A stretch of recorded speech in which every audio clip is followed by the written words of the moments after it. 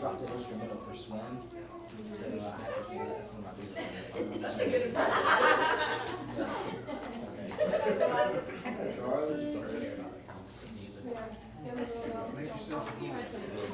Going into a table. Charlie. How are you? Good?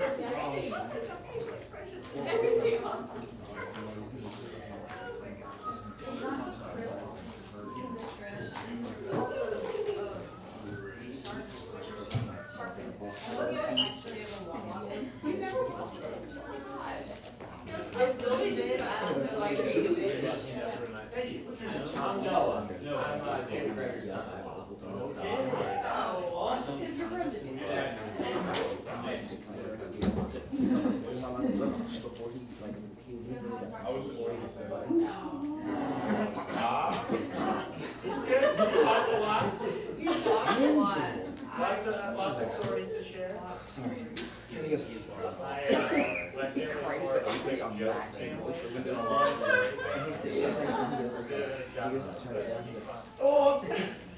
He doesn't like enough complex board games. That's his real fatal flaw. It seems like he should. It seems like he should with his, but no. No, it's hard to get him to come in. Yes. Yeah, he took practice like That's crazy. Hey.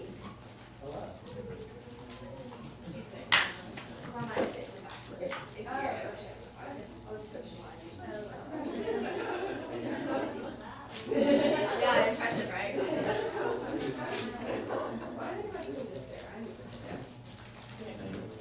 Did you like that video?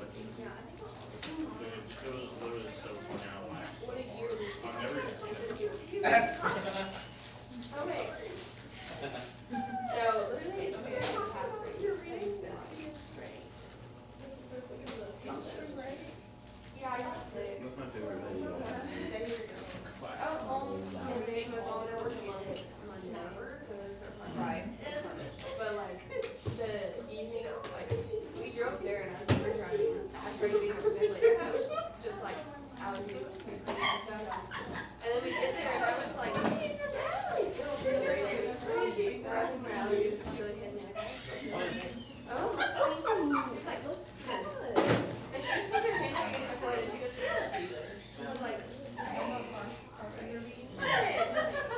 so we went to our first thing after getting in the hotel and we went to CVS and just probably like and so yeah, we drove me up and went around about a couple different places one day.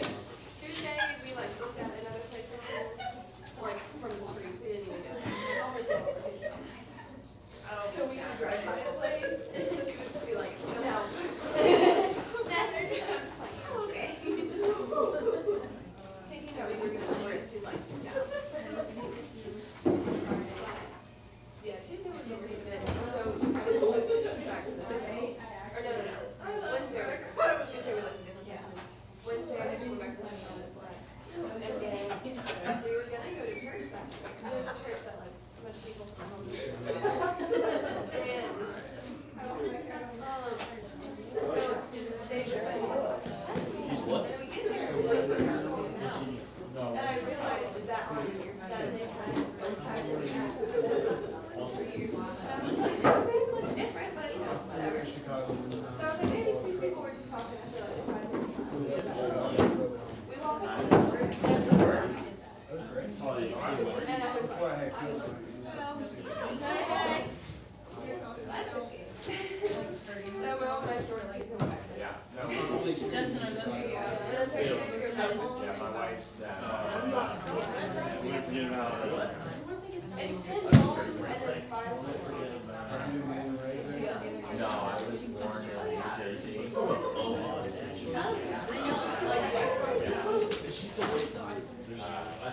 Like Richard's and all that.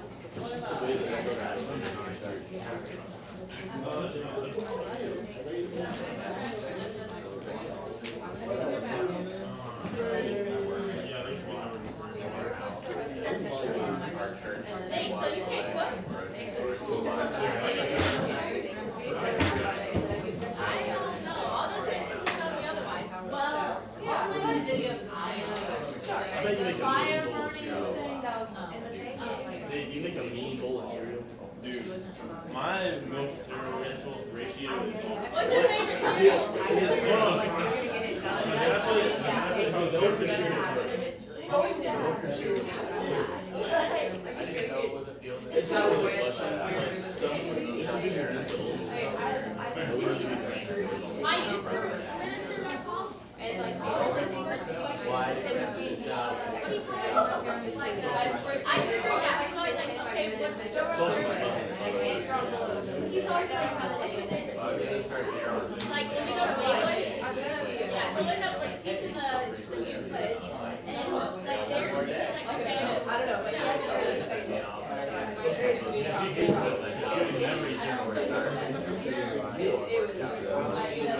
what milk do you drink? The pink, the blue, the red? 2%. So, red. Like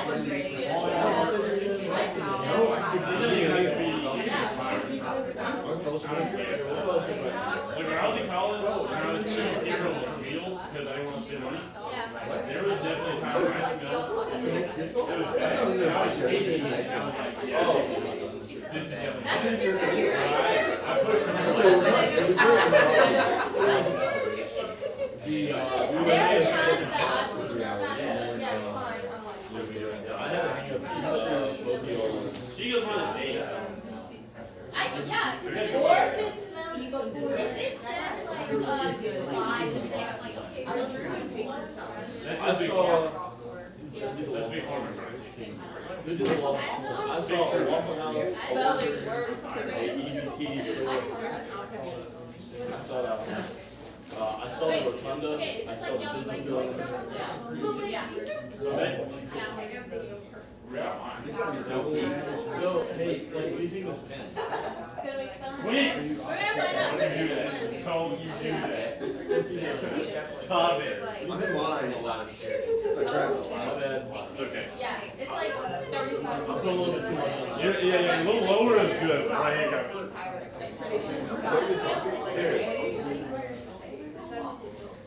It's just like the kind that goes for. What's your right? What's your right? I lost my mind. It's your right. What are you drawing at? It's just like Yeah, to do one of my I was waiting for your Yeah, I was Like, waiting. I was like dumpster. Yeah, for sure. Gonna be an after like services thing. Oh, with chips? Yes. Oh, yeah, I was just Are you taking them? I would love to take it. Then take them tonight. I might forget. Alright, I'll throw it around. This just right on that. It's so nice. Yeah. So I got a 30 pack of this on Tinu for $3. Is that what it's like? Me? Yes. Does that say J? You have a J name? I bet it's John. T. T. The back of it is just. A J is like. Very fancy. Yeah, you. J is like. Wait. I guess that would be. Yeah. Jay's? Terry. Thomas. Oh. Wait, you and Tommy are twinning? Third try. Kind of. Is that your middle name? Where's that in there? Where is Thomas? Dude, I'm pretty sure Thomas. Not this week, but next week I am Paul. On Easter. We're down in the resurrection feast. Dude, and they just became it. I know. Oh, you copied Nate. Yeah, I know that. I got the same one. He said he has a what's it called? Soft leather. No, it's the same kind, but it's brown. It's like 2 different shades. Do you have hardback?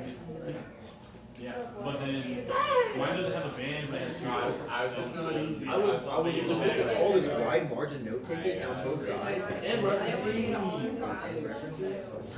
Like, they didn't know, but it's like, Did you simulate verses? I'm just Even when they break it. I like this one here, but it depends on what I'm not quite section. on Nate's level. It's like in Leviticus. I bet you're closer to this. Mine is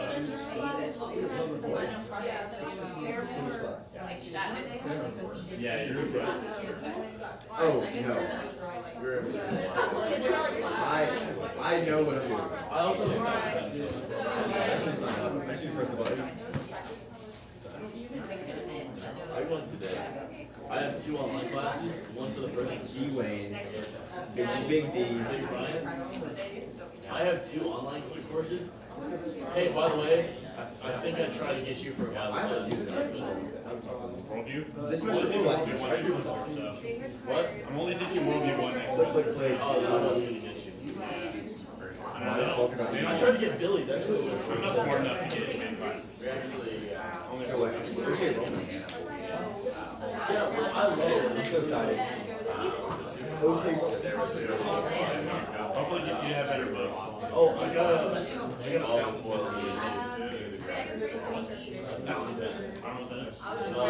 It's like calligraphy. Oh. Also, I think I have it that too. strap that goes around his Bible. I get one of those is kind of too. Yeah, those are cool. I got on the second one for my ESPN. Yeah, those are cool. Dude, we need to do some studies together. You gotta fill out this job. Absolutely, man. I got. They're gonna send me.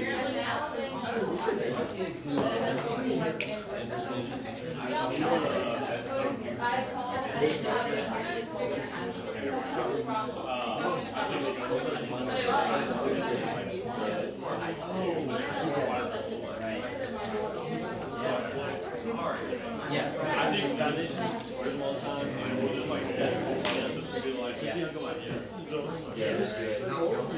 but I knew you get the one that could. Yeah, I know what what you mean now.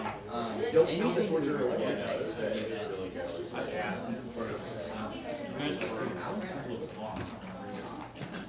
pretty good. I have 2 online classes next semester. One is in the first half of the semester, and one's in the second. So it's pretty much like somebody's like just you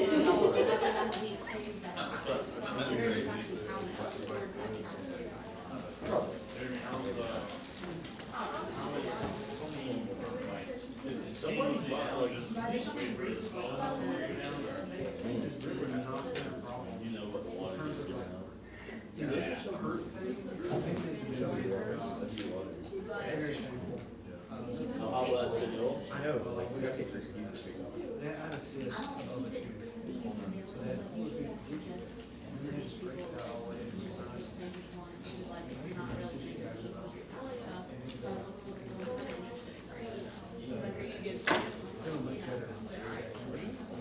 ¿Dónde está?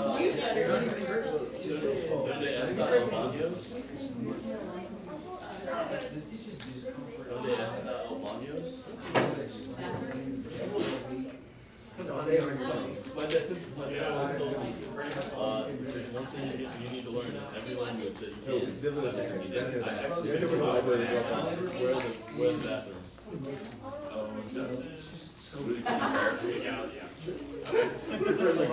Oh, Judson! Judson, come here. Yeah, let's see your forever.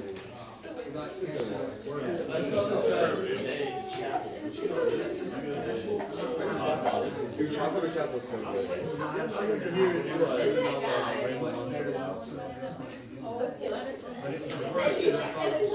He does a campus ministry. The pastor on between him, Aiden, Tutu, and Cam. Cam the man. Cam the hand. It was so bad, you took it back. It was so bad. You found Steve better? You found Steve better.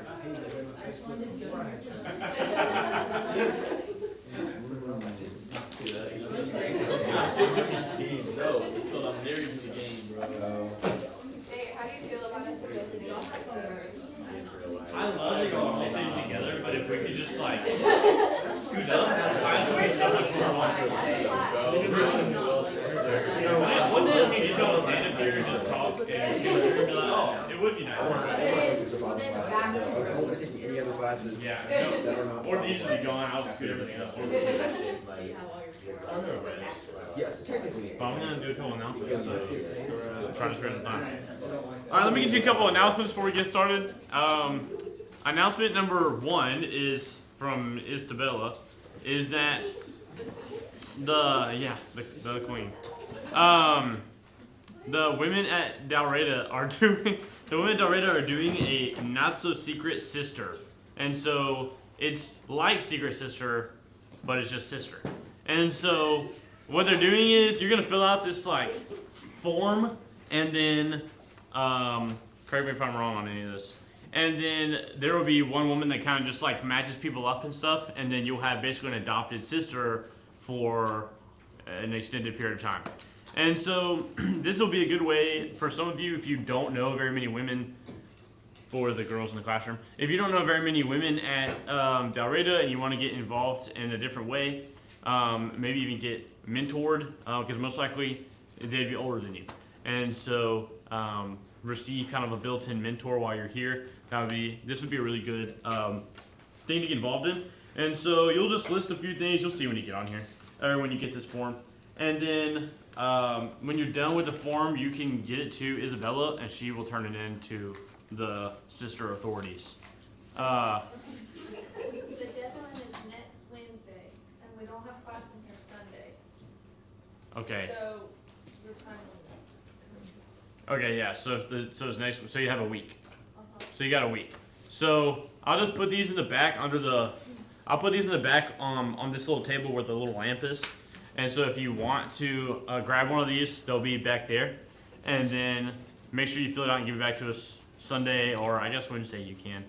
But that'll be the latest.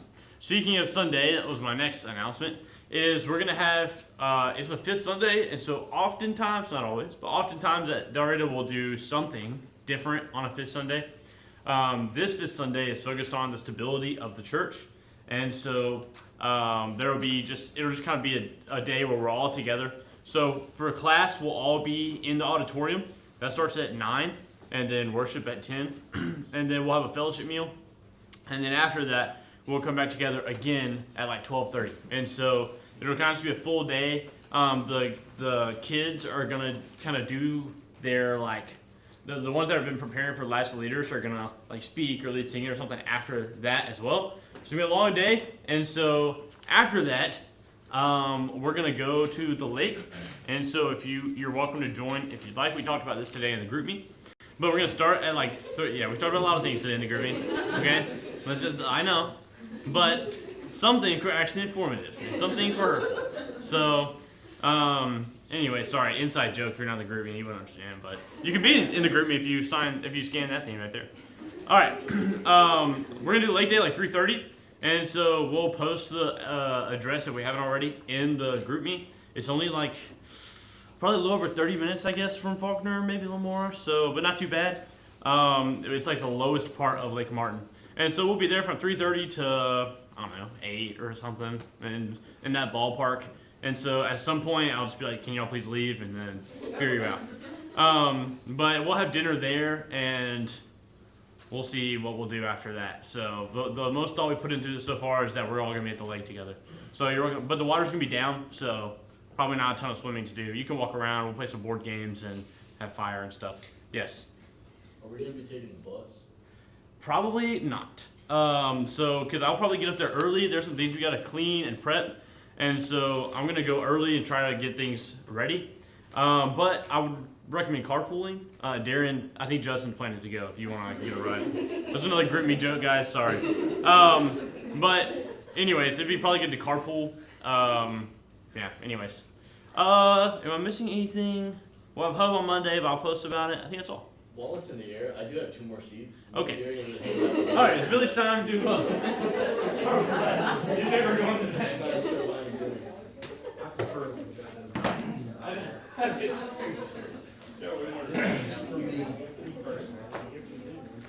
All right, so it's been a little bit since we had our class together, and so we got a few things that we need to bring to our memory as we're trying to do practical apologetics, remembering how to have a conversation and navigating that in a beneficial way. So let's do a little bit of recap.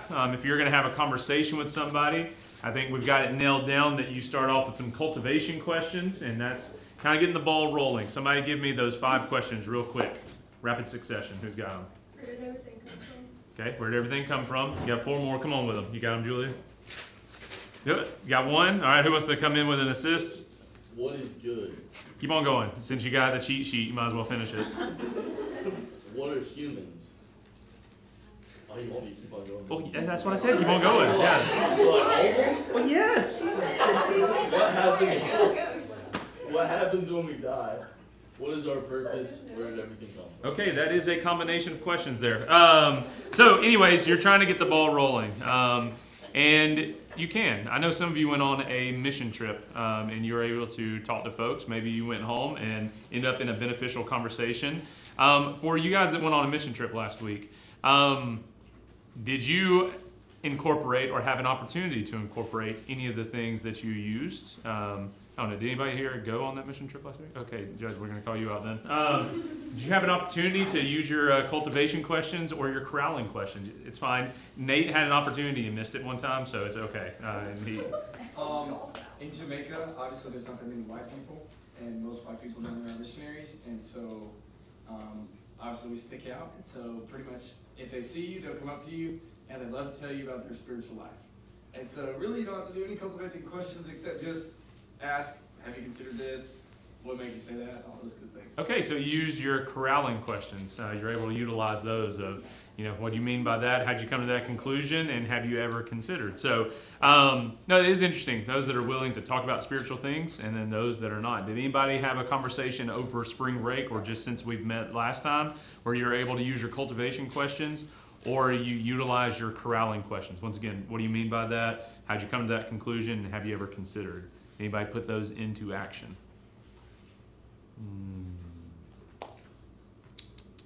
Tisk, tisk.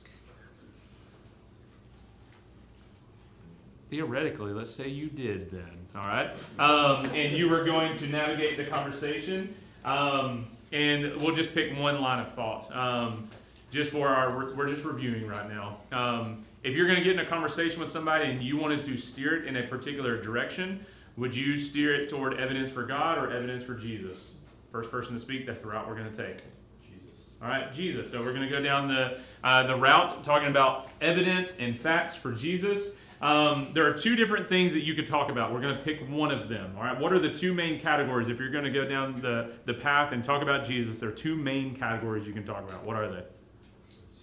The historical Jesus and the resurrection. Okay, which one of those would you want to give the evidence for? The historical, all right? So you get in a conversation with somebody and they think, why do you believe in Christianity? And you tell them, well, I believe that Jesus is the Christ. He's the Son of the living God. He gives us the best explanation for who we are, where we came from, and where we're going. And because of that, I believe that we should follow him. So what if they come out and they say, I don't believe in Jesus?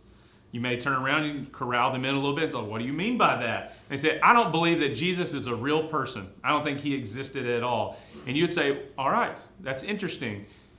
Have you ever considered, okay? You could ask them, of course, how'd you come to this conclusion? But let's go ahead and jump to that third question. Have you ever considered, what evidence would you give them to consider that Jesus was a real historical person?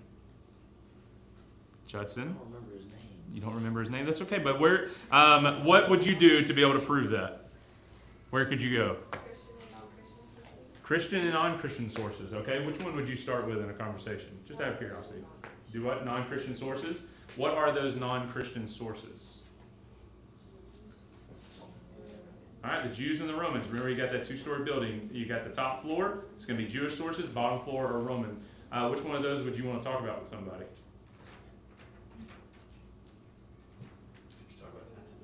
Okay, all right, so you're going to talk about Tacitus. What would you... So, all right, that's on the bottom floor. You're going to say, all right, let's talk about some non-Christian sources that tell us that Jesus is a real person.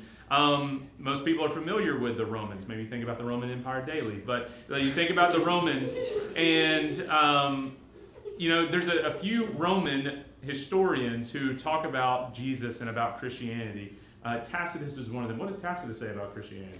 He talks about the fire in Rome and the blame that was put on the Christians by it, and then I guess persecution as well. Okay, all right. So very good. So he talks about Nero blaming the Christians and that there was this big scandal related to that, but also you had these people who followed this person named Christus or Christ. Okay, all right. So that's one of the Roman sources. What's another one that tells us something about the historical Jesus? All right, Pliny the Younger. What does Pliny the Younger tell us about the historical Jesus? He saw the Christians coming together and worshiping and singing songs. Okay. And not being cannibals. Not being cannibals. They were just having a normal meal, right? They were singing songs to a man as if to a god, right? Okay, very good. What There's some other Roman sources as well. What's another Roman source and ones that teach us about Christianity? Lucian. All right, Lucian. What does Lucian teach us? Fox, he's stirring the pot. He's talking about all the different stuff that the Christians are doing, how they're being like disruptive, his opinion. Okay, so he's stirring the pot and he's talking about how bad Christianity is, and they're not serving Rome, and they're doing their own thing, and they're serving their own God. Okay, and let's say one more Roman source that tells us that Christianity follows a man named Christ. These are enemy. What we call enemy attestations. They're enemies that they're not trying to prove Christianity, they're just telling you about some things that were going on. So you've got Tacitus, Pliny the Younger, Lucian, and then give me one more. All right, Suetonius. Okay, what does Suetonius tell us? You just see that pink suit at the table, don't you? He wrote something. What does Suetonius teach us about the historical Jesus? All right, not just he says not just the Jews getting kicked out of Rome, but the Jews and Christians. You're right. So he tells us that that's the people that were stirring up things. Lucian confirms that. These Christians in the first century who follow Christus or Christ, their Christ, they got kicked out of Rome, and we see some of the Jews in Acts chapter 18 with Priscilla and Aquila being in Corinth, and then later on they're converted by Paul. But he gives us an early reference to Christianity. All right, so good. You have some Roman sources, some non-Christian sources that tell us about this man named Jesus. Okay, so good. That's how you use it in a conversation. Now, you had all the creativity. I don't know if at some point you were visualizing that map and working through there. I know you giggled at Tiny Pliny under the table. But that's how you do it. You're just throwing some things out there. Of course, we can go and research these things, but you want to know what you could do a quick search. Hey, there are some Roman historians that talk about Jesus. One of them's Lucian. Here's what Lucian says, okay? And so you could show that, but you can remember the basics of it. You can talk about Jewish sources with the Talmud and Josephus, right? So as silly as we are with those illustrations, you're navigating a conversation. That's all that it is, okay? And you're trying to get somebody to think more deeply. Now, what we've done, if you'll open up your map at this point, is that you've worked through giving evidence for God. You can do that. You can give evidence for Jesus. But all the roads can converge to one place, and this is what we had studied last time, is the reliability of the Bible. Okay, so if God exists, it makes sense that he would speak or could speak or reveal himself in a special way. That's what special revelation, God revealing himself beyond just creation itself. The three main arguments for God just tell us the general things about God, general revelation. But God specifically tells us some things in a special way. He reveals himself. Well, the Bible tells us who God is. If you're studying Jesus, the Bible gives us reliable testimony to tell us that this Jesus really existed. This is what he taught, and then he was raised from the dead. So it's just this stamp of approval on everything. But somebody may ask the question, why do you believe in the Bible? Why should I trust the Bible like you trust the Bible? We had 5 ways, and this is what we teach our kids during Kids Sing. How do you know the Bible is the Word of God? We don't have to go to our sub-points. We do have those if we wanted to. But could somebody tell me the 5 reasons why we know that the Bible is the Word of God? The Bible has fulfilled prophecy. The Bible has unity. The Bible has, and the Bible. All right, so you would dive into that and you would teach somebody about these things. So they're like, what do you mean it answers the big questions? Like, oh yeah, that was the cultivation questions, right? So you connect those. Or somebody says, I don't know, the Bible just seems so disjointed. It's all over the place. Well, no, the Bible has unity. And that's what we're going to talk about tonight, is that the Bible has unity. As you go through your map, if you were to stay on evidence for the Bible, I know it's not the prettiest picture there, but there's some potholes in the road. That's the way that I describe it. You're going to come across a conversation with somebody. So if you go past the hand and you're staying on the road, you see those caution signs that are on there? Those caution signs represent potholes in a conversation. As in, things may be going smoothly. You just made a solid case that the Bible is reliable. You went through all 5 of those and you even had all the subpoints underneath them, and then somebody may come in and say, what's that business with all the manuscripts? Like, people made copies of the Bible. Maybe they ask this, like, do you have the original letter that Paul wrote? Do y'all have any original copies? Do you have original, like where Paul signed his name? Because remember at the end of Galatians and Colossians, some of these other places, he talks about, I signed this and I wrote this with my own hand. Do you guys have that? Does anybody have the original copies? No. All right, so this is the thing that we as Christians, here's a pothole we're going to come across when it comes to manuscripts, when it comes to us and how did we get our Bible? That's the main question we're going to talk about tonight is how did we get our Bible? If we don't have the original writings, how do we know we've got the right thing? Because if you open your Bibles too, some of you have ESV, some of you have NIV, some of you have New King James, some of you have, I don't think you have the Message, let's just put that one to the side. But let's say you got all these different translations, like why do we have all these different translations? What would you say to somebody?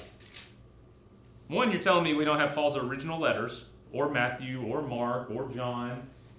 And then we have all these different translations. Why are there so many different translations? I thought there was supposed to be one book that we're all supposed to follow. You just made a case that this book is the one that is from God, but we have all these different translations, so which one's right? How would you respond to somebody? Not rhetorical, actual question. How would you respond to somebody that says, why do we have so many versions, and how do we know if we have the right one? There's a very, very large number of the copied manuscripts that all are very cohesive. Okay, copies of what? You're saying manuscript. What do you mean by that? What's a manuscript? I guess we have copies of the original letters. Okay, we have copies of the original letters. Now that's a key point. You're absolutely on track with that. We have copies of the original. Because imagine if we had just the original and there was only one copy and there were no, there was just that. We call it an autograph. It's not Paul's actual autograph, although he did that in some of his letters, but it's what he originally wrote. We don't have that, but we had whatever Paul wrote, and then it was disseminated. It was passed out to other people, and they made copies, and they made copies. Because some people may say, did we get our Bible kind of like the telephone game? Like if I were to tell you a phrase, and then you pass it on, you go from there. By the end of, a phrase going all around, we get something different. Maybe that's how we got our New Testament. We have so many copies of the New Testament is because it was like, playing that game, and it gets passed around. So now we have all these stories, and we've got all these different versions. Well, the Bible wasn't passed along like the game of telephone. It was actually branched out from there. You had what Paul wrote, and then you had what people made copies of that, and they made copies of copies, and eventually you ended up with, and we'll get into these numbers a little bit, but you ended up with 5,800 plus copies of New Testament letters. Now, those are all numbers, but what does that mean and why is that important? Well, let me experiment a little bit with you tonight. I got some in-class exercises for us to do as we're running out of time, but that's okay. I got two things that I want us to do. All right. I have a news report, all right? And I have 5 different copies of this news report. I want you to look at them, and there's some differences between them, all right? Just quickly, you're going to read through and just mark some of the differences between these. And I want you to figure out, do you know which one of these was actually the original news report? That's all you have to do. What did the original news report say? Okay, let's see if you can do this. I think it'll take just a minute. That's what I'm hoping. Pass those around. Just read those. Just you can scratch on that pad and see if you can figure out what the original news report says.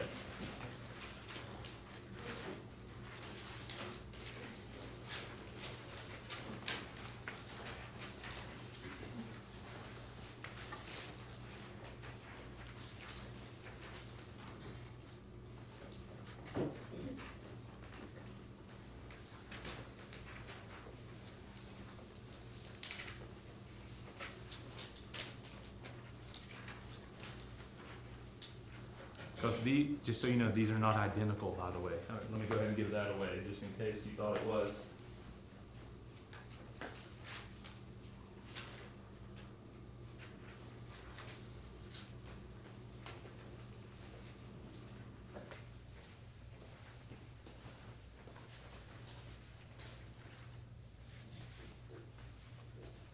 Anybody needs a pen? I think there's some around here.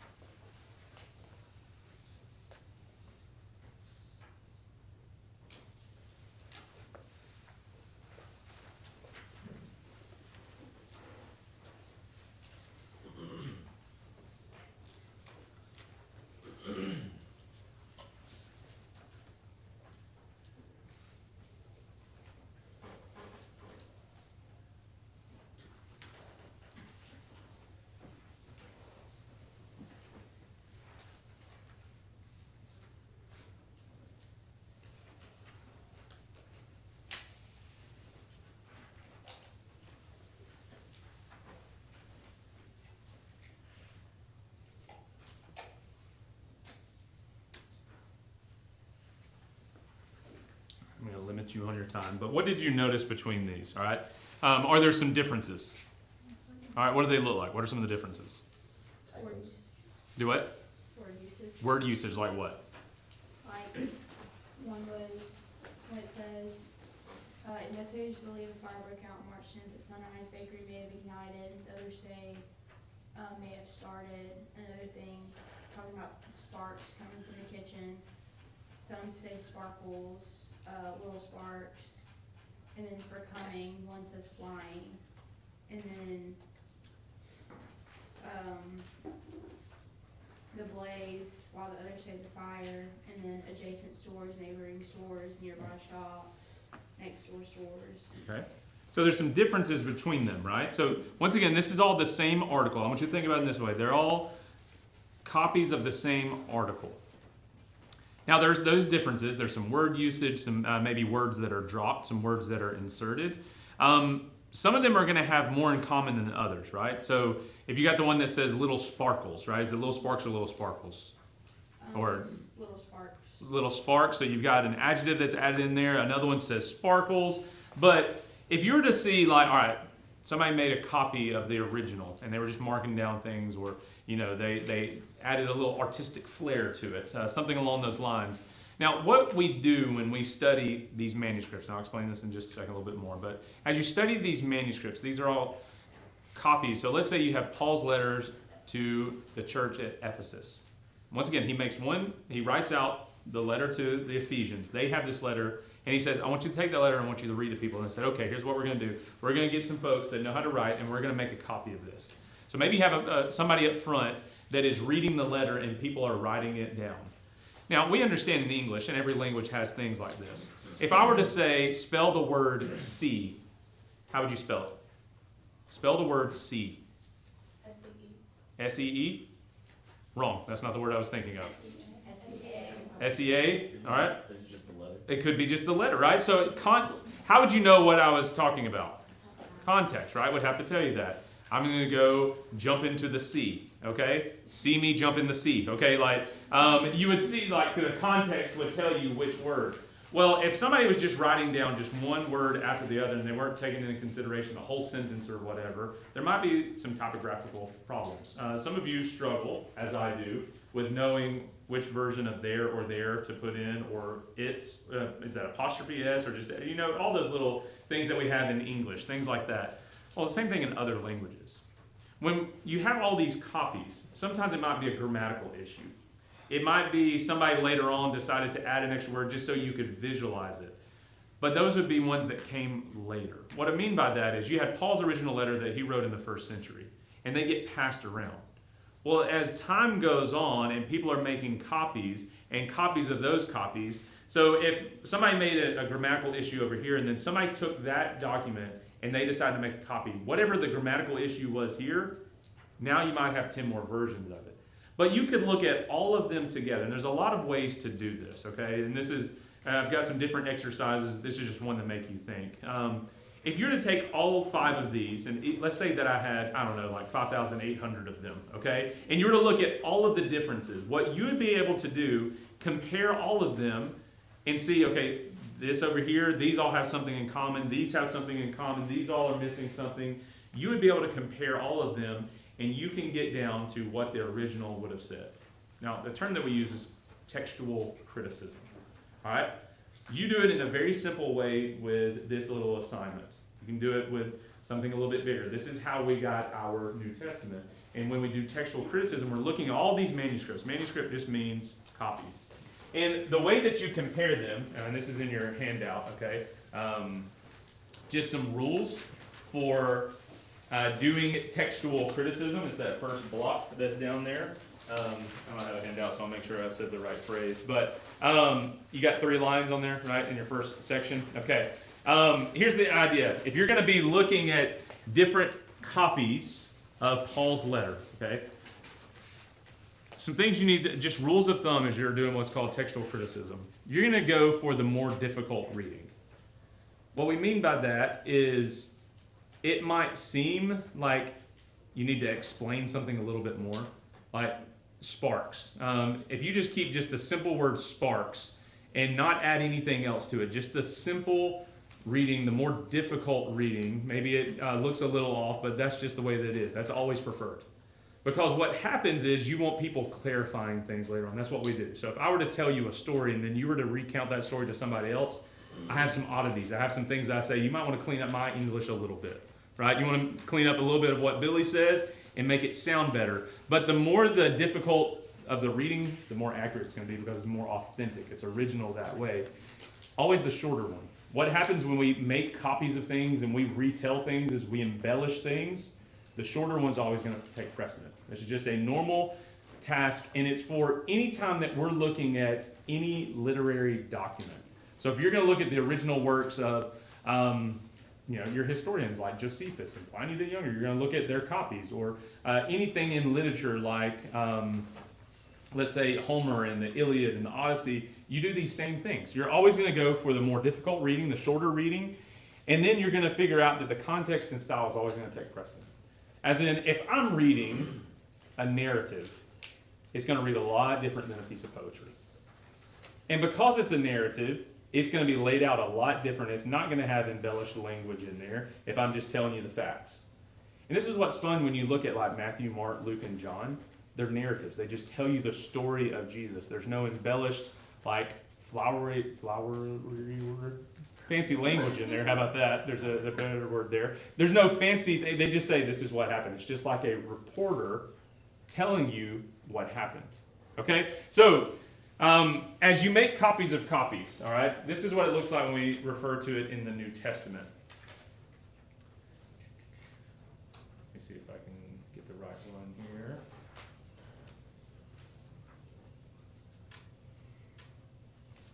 Okay, so when you look at other pieces of literature, like Homer's Iliad, there are 1,750 copies. We use the word manuscripts, copy, manuscript, of his work.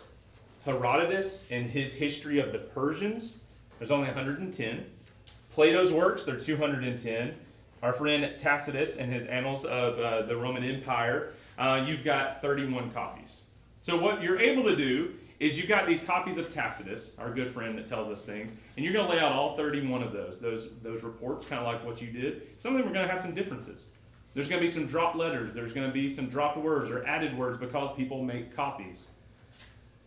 Same thing with Homer's Iliad, but you've got a lot that you're dealing with.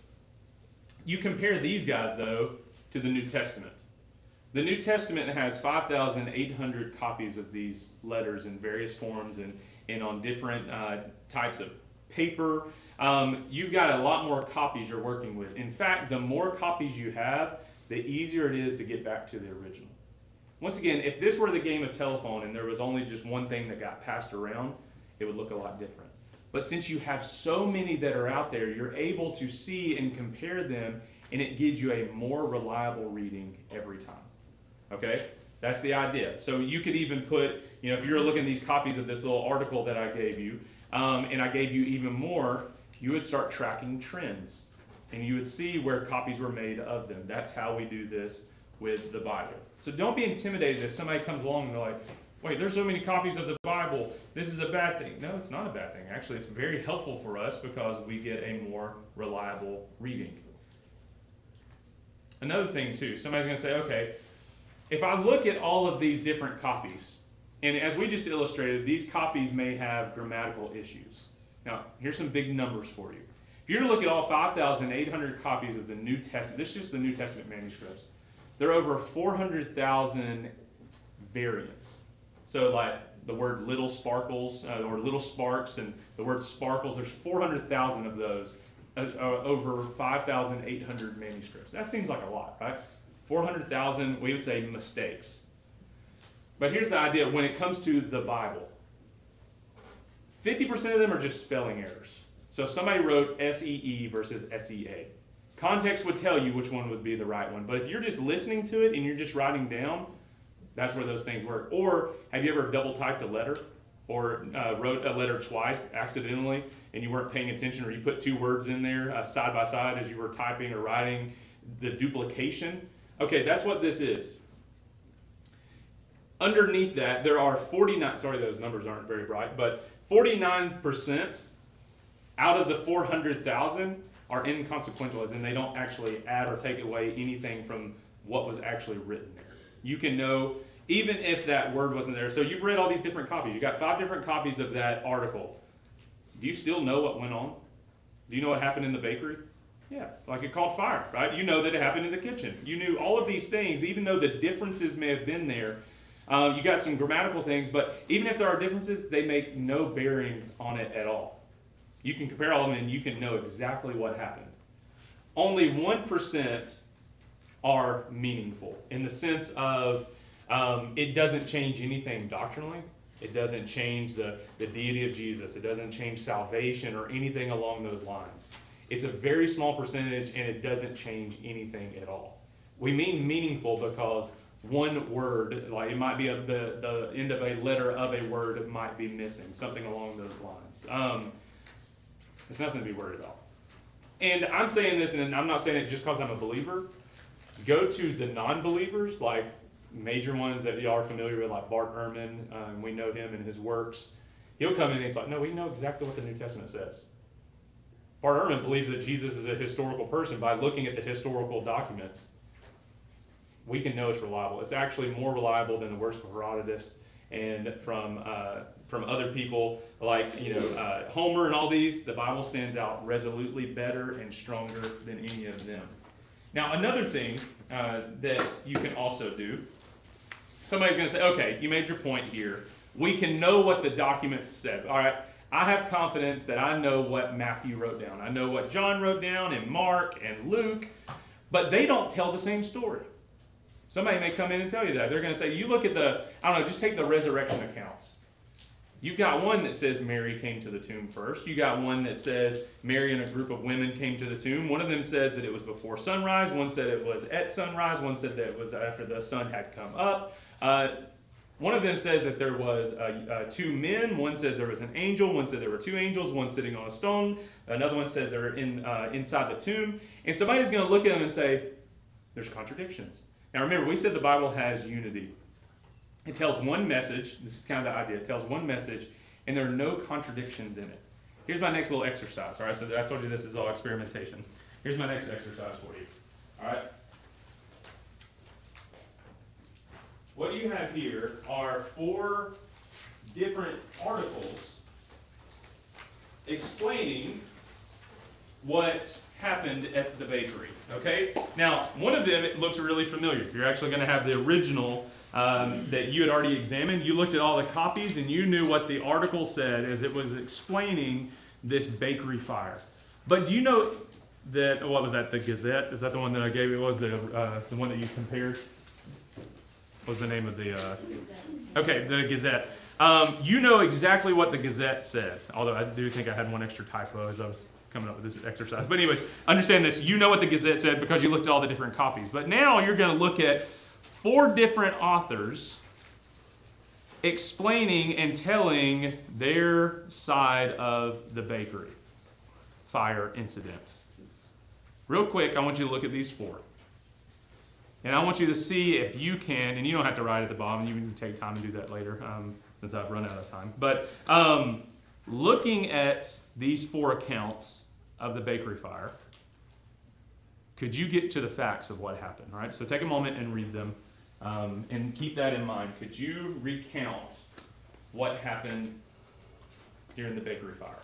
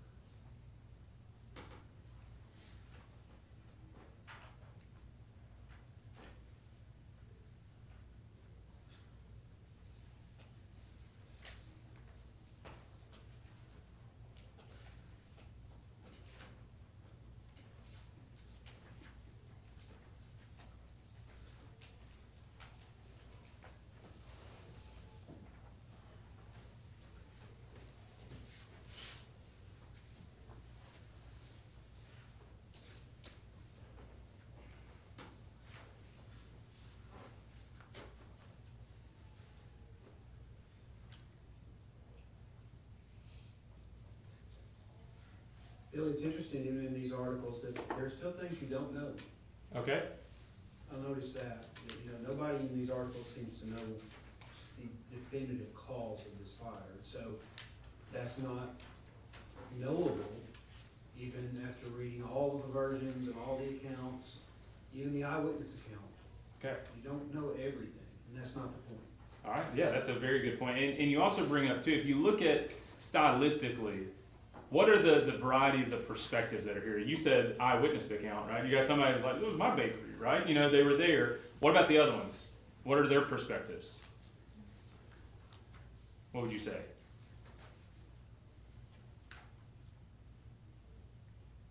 How are they written? What do they look like? Well, you got one that's investigative, right? So that one's going to be a little bit more formal because they have an investigator that they've been working with. The other ones seem more, you've got city news, you got neighborhood news. Those are all different perspectives on the same situation. Somebody may have a personal connection. It's, this is my community. Somebody may be more distant from it. This is what happened in that community. Somebody's an eyewitness. They have ownership in it. And they tell you some things, and like Jeremy said, they don't tell you everything.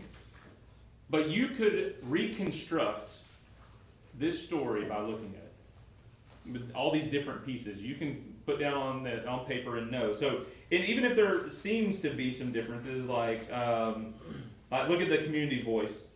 Yesterday morning, the Sunrise Bakery on Main Street caught fire. What day did the bakery catch on fire? How do you know that? Because the newspaper is dated March 11th, and it said yesterday morning, so the day before would be March 11th. All right. So you have, just think about this, to the document itself, so the news article itself, you have internal evidence that tells you the dating.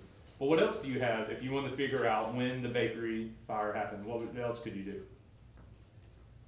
The greatest argument from all of them together are saying March 10th. Okay, so you could compare all of them. So if I were going to study the resurrection accounts of Jesus, one of them says that there was one woman, one says a group of women, one says that there was a young man, one said there were two men, one said there were two angels, one said there was an angel. Could you look at all of those different perspectives and tell me what happened at the resurrection? Is it true at the same time that there was one woman that was there and a group of women? Yeah, those can both be true at the same time, correct? All right, and this is just an easy illustration on it. It's like tonight, Tommy and I had a good conversation in class about the Gazette. Well, y'all are all here too. You were part of it too. We all got to work on it together. But I could, depending on how I want to tell the story, I could just talk about me and Tommy. Well, the gospel writers do the same thing. They may focus on one part of it because they wanted to.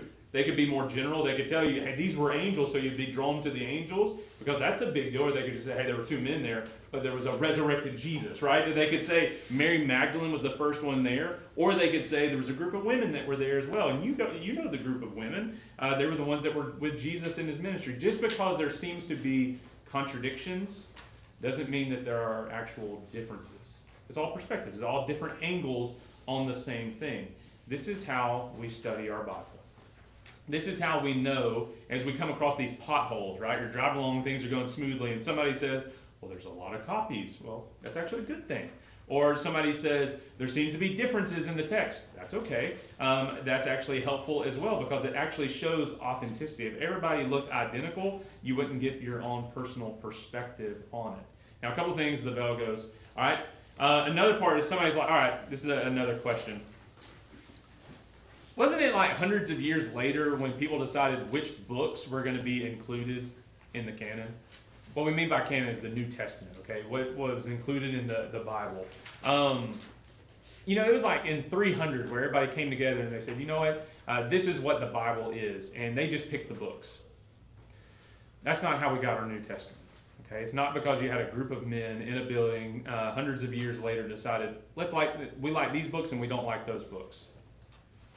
It's kind of like this exercise. Were there probably other people that talked about the bakery? Yes.